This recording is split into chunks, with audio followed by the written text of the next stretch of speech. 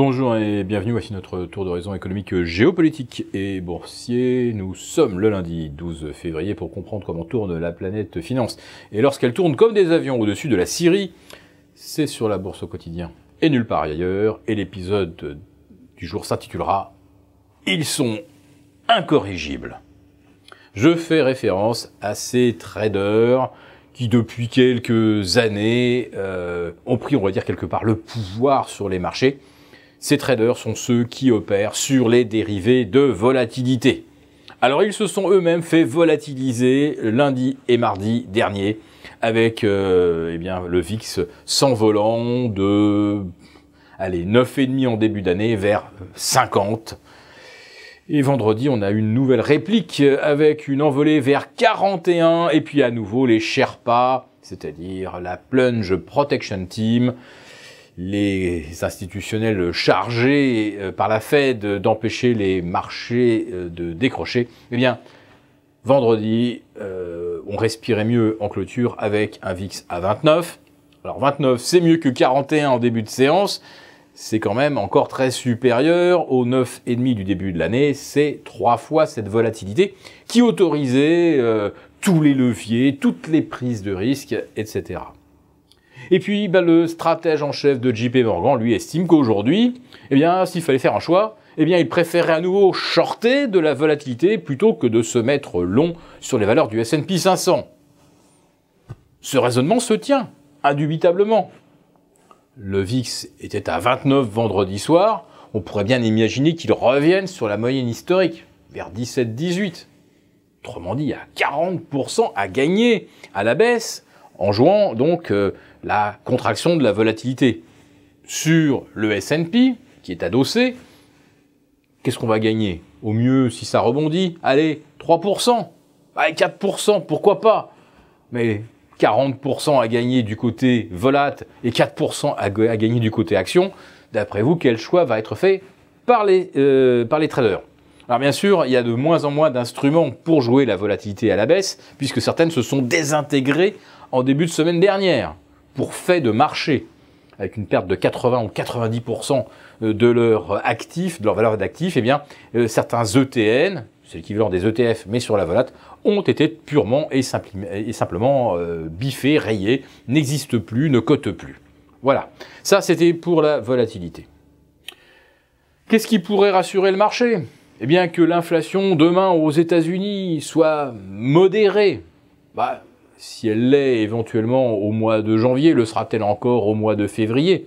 Le sera-t-elle d'ailleurs avec un baril de pétrole qui était monté vers 65, qui est redescendu vers 60 et puis qui rebondit à nouveau? On est repassé au-delà de 61,5. C'est quand même très supérieur au niveau que l'on avait en janvier 2017.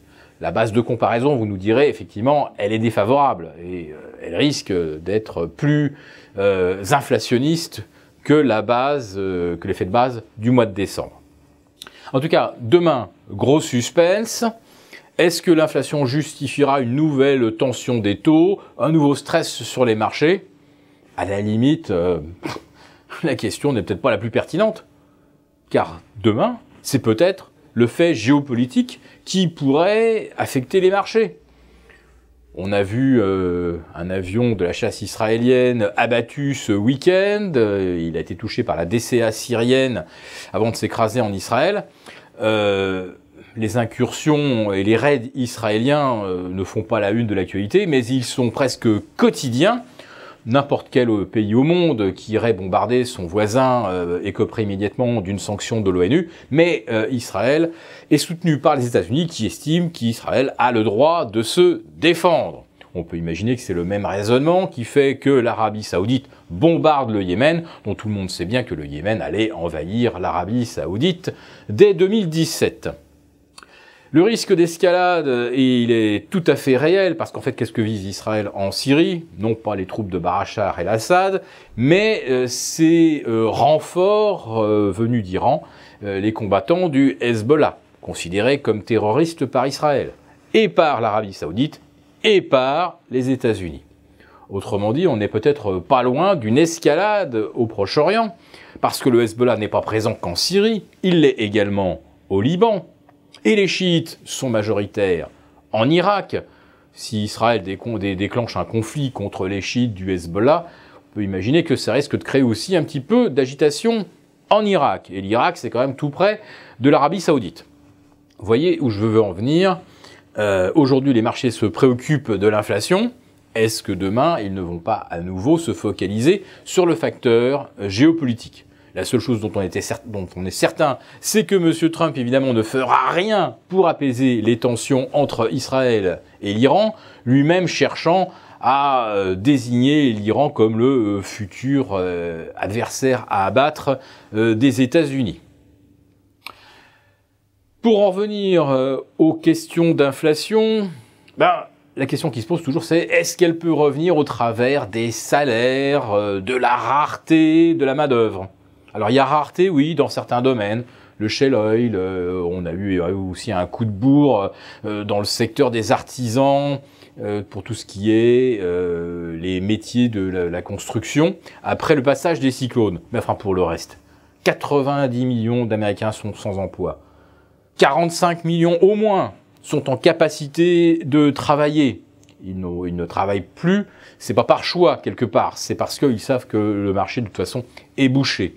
Donc je ne crois pas du tout, moi, à l'effet rareté pouvant déclencher de l'inflation. En revanche, la remontée du pétrole, elle, si ça s'embrase au Proche-Orient, elle sera inflationniste. Et là, les marchés, ils n'ont pas fini de tanguer.